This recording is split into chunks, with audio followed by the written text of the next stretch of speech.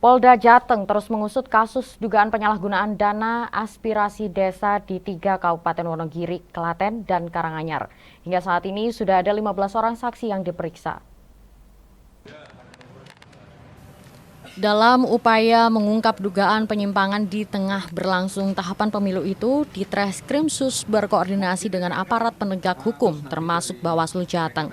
Di Reskrimsus Polda Jateng, Kombes Pol Dwi Subagio mengatakan telah ditemukan adanya dugaan penyimpangan dalam pelaksanaan kegiatan bantuan keuangan Provinsi Jawa Tengah di tingkat desa tahun anggaran 2020 sampai dengan 2022. Dana bantuan keuangan ini bernilai ratusan miliar di 3 daerah. Menurut keterangan, seluruh bantuan Bankeu Jawa Tengah tahun 2020 sebesar 1 triliun rupiah untuk 5.376 titik di Jateng. Pada tahun tersebut, Wonogiri mendapatkan jatah 30 miliar rupiah untuk 228 titik.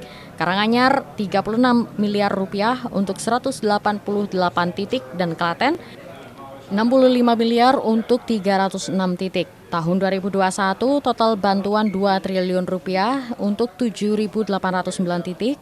Wonogiri dapat kucuran 47 miliar untuk 441 titik di 250 desa, Karanganyar 43 miliar untuk 271 titik di 162 desa, dan Klaten 79 miliar rupiah untuk 440 titik di 391 desa. Kemudian tahun 2022 total 1,7 triliun untuk 12,726 ribu titik sejateng. Wonogiri dapat 43 miliar rupiah untuk 441 titik, Karanganyar mendapat 82 miliar rupiah untuk 555 titik, dan Klaten mendapat 82 miliar rupiah untuk nilai kerugian belum diketahui dan masih tahap penyelidikan. Sehingga butuh pendalaman data-data penanganan dugaan penyimpangan dana aspirasi desa berdasarkan aduan warga dan dilakukan secara transparansi. Kemudian di bulan Mei dilakukan langkah-langkah penelitian, pengolahan, dan pencairan dokumen, dan pada bulan berikutnya Juni-Juli proses itu berjalan terus. Hingga saat ini sudah ada 15 orang saksi yang diperiksa. Sementara Kepala Bagian Penanganan Pelanggaran dan Penyelesaian Sengketa Proses Bawaslu Jateng, Sadu Sudiarto mengatakan belum melihat adanya indikasi pelanggaran terkait pemilu dalam kasus tersebut. Beberapa daerah belum ada laporan pelanggaran pemilu terkait dengan kasus itu.